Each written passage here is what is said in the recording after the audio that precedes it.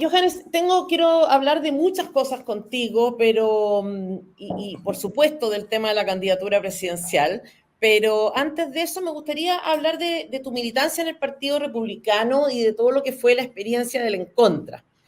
Tú fuiste militante hasta hace muy poco, ¿no? Del Partido Republicano. Correcto, hasta Perdón. Hasta hace un par de semanas atrás, prácticamente hasta, ¿cuándo fue? ¿Diciembre? ¿Mediados de diciembre? Parece, por ahí, ¿no?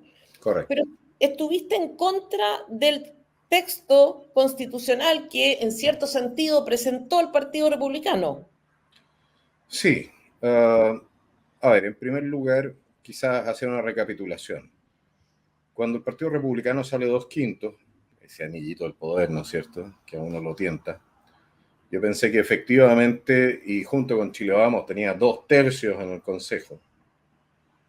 Yo pensé, tate, aquí les ponemos la constitución de Gengis Khan mezclada con Milton Friedman, y si no les gusta, bueno, nos quedamos con la que tenemos. Y de hecho fue lo que dije en Sin Filtro. Dije, los 12 bordes, nosotros no estamos obligados a aprobar los 12 bordes. Si Republicanos no daba los votos en el Consejo, los 12 bordes se caían por defecto. No había cómo obligarlos. ¿Ya? Sobre todo, déjame hacer una intervención ahí. Porque se habló mucho de la vigencia o del mandato en relación a hacer una nueva constitución, porque el resultado del plebiscito inicial, ¿no sé, le había dado un 80% a la opción por una nueva constitución. Sí, y la otra papeleta, un poquito pero ignorada. Por una nueva constitución, y si no le gusta a la gente, nos quedamos con la actual. Eso fue Exacto. Lo que puso Chile Vamos. Exactamente, y no solo eso, había una segunda papeleta que decía que esa nueva constitución debía ser por un órgano plenamente electo, 100% electo. ¿Te acuerdas que estaba la opción de comisión de un órgano mixto o 100% electo? La opción Correcto. Fue 100% electo.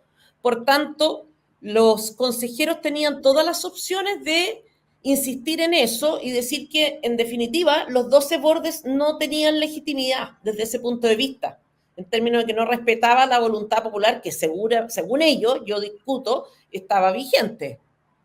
Bueno, aparte de que el propio primer proceso tenía un momento de cierre.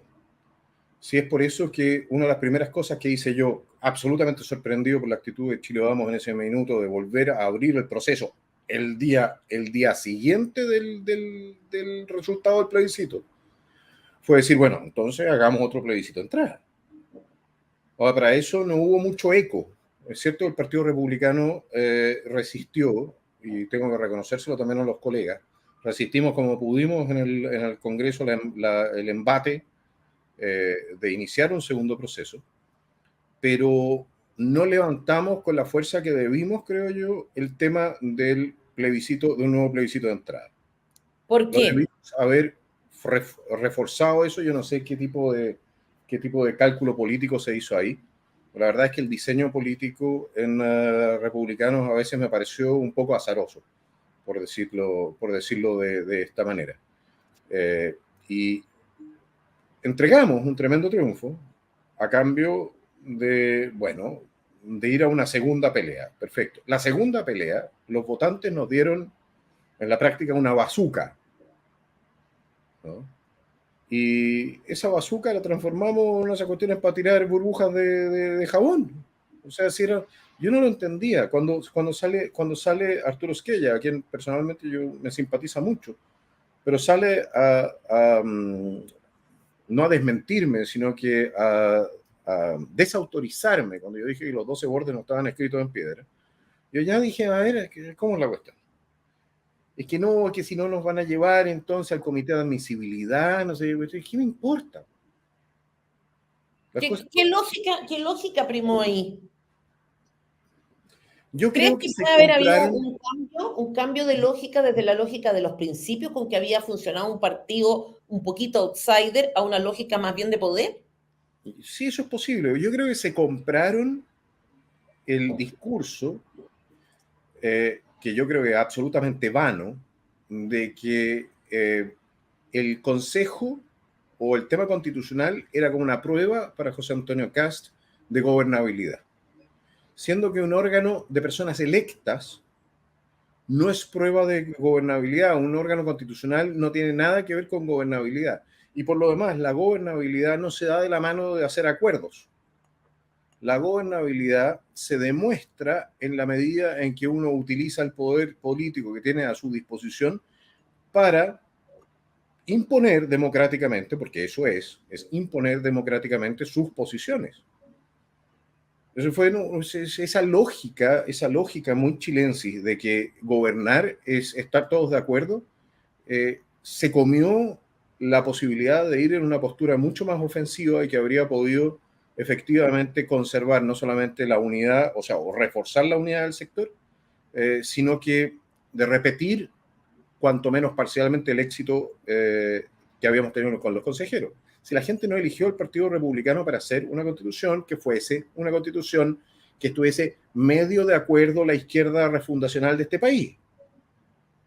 Hay muchos que votaron a favor de republicanos porque no querían otro proceso constitucional, y los que votaron a favor de republicanos porque querían un proceso constitucional decían, bueno, pero hagamos uno, no sé, hagamos uno a nuestra pinta. Y no a la pinta de amarillo, y no a la pinta del Partido Radical, y no a la pinta del PPD.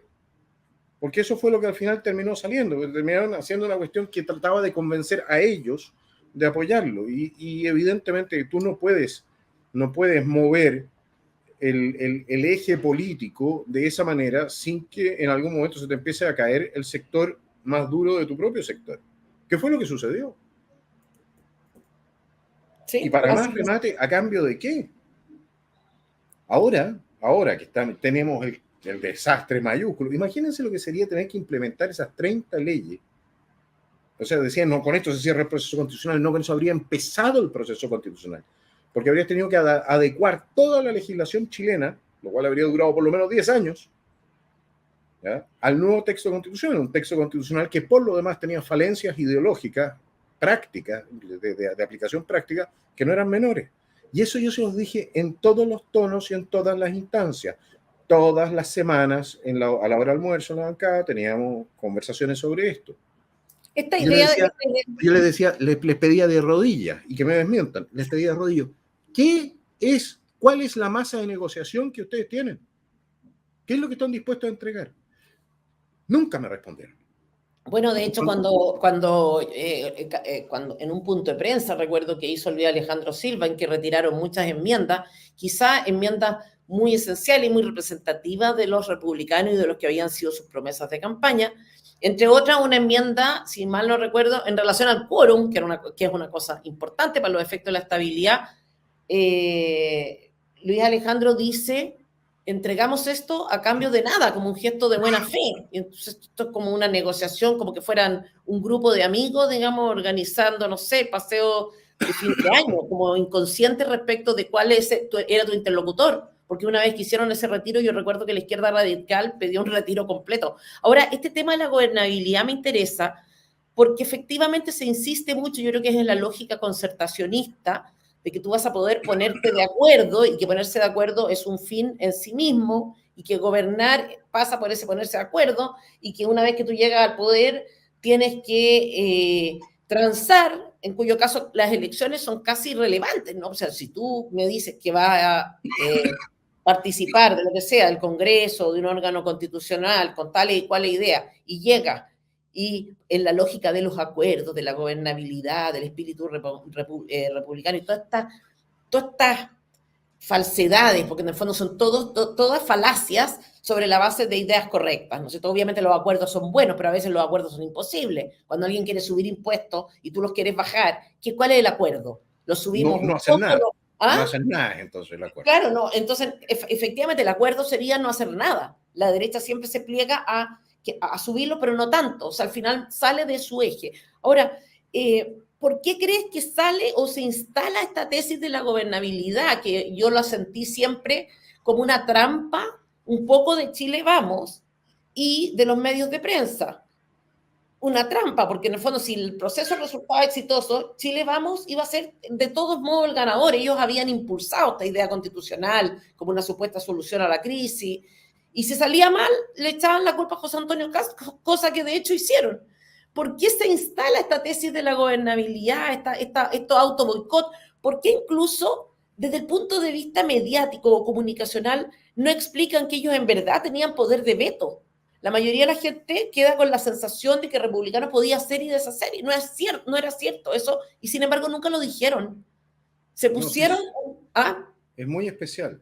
¿Cómo Ahora, te lo yo no sé si explicas? esta cuestión es una especie de trauma, ¿ya? De todo el sector. Así como la izquierda está traumada con el gobierno militar, la derecha también está traumada con el gobierno militar.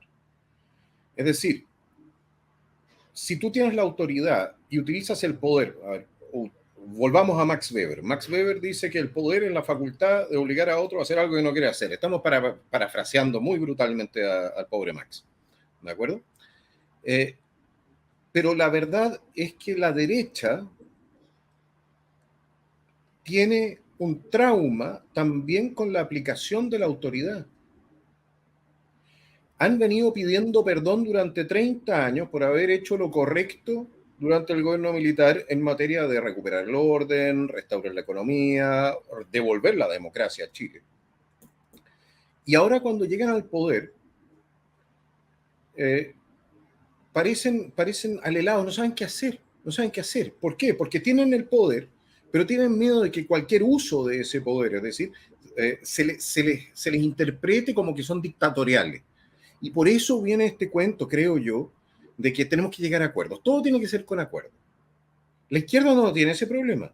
La izquierda, cuando tiene el poder, pasa máquina. Lo hicieron con la retroexcavadora de Quintana, ¿no? Lo hicieron en la primera convención constitucional. Cuando pueden, te aplastan. Y si tienen suficiente poder, te llevan al paredón. Esa es la realidad. Si aquí aquí no nos equivoquemos. La izquierda radical en Chile es esa, y la centroizquierda desapareció. ¿Con quién querían hacer acuerdos? Eso también es la pregunta. Yo creo que eso... ¿Con quién hizo acuerdos Chile Vamos los 12 Bordes? Hizo acuerdos con el Partido Comunista. Con el Partido Comunista. Con un partido que tiene arsenales todavía en su poder, con un partido que ha respaldado cada tiranía en el planeta, con un partido que fue funcional a lo que fue el golpe de Estado que le hicieron a Sebastián Piñera. Entonces uno se pregunta, bueno, ¿qué les pasa? ¿Pero qué les pasa? Miedo, timidez. Yo creo que hay una razón adicional que, No sé. que consideré hace algunos meses. Yo siempre pensé lo que estás diciendo tú. Sin embargo, creo que hay un grupo en este país muy interesado en los acuerdos. Los empresarios, los grandes capitales. Exactamente. Los acuerdos, incluso independientes de cuáles sean, porque los acuerdos te permiten tener una versión, ¿no es cierto?, renovada de la concertación y por lo tanto un bloque único de negociación. Si tú tienes suficiente poder para llamar al Congreso, para llamar a la moneda y tener reuniones para que te reciban, que ese poder lo tiene el gran empresariado, obviamente te viene bien esta lógica de amigos. Tienes más posibilidades de incidir así que con un gobierno y una oposición duramente enfrentados. Entonces creo que eso también es un factor que está presente y que no hemos visto. Por otra parte, esa derecha... Y hay un elemento que estabas olvidando. Sí. En un país con una institucionalidad disfuncional, los poderosos, sean estos poderosos económicamente o criminalmente o lo que fuere, pueden actuar con impunidad. Así es. Entonces la pregunta es, ¿hasta qué punto los poderosos tienen interés en tener una institucionalidad que sea una amenaza para ellos en el caso de que saquen los pies del plato?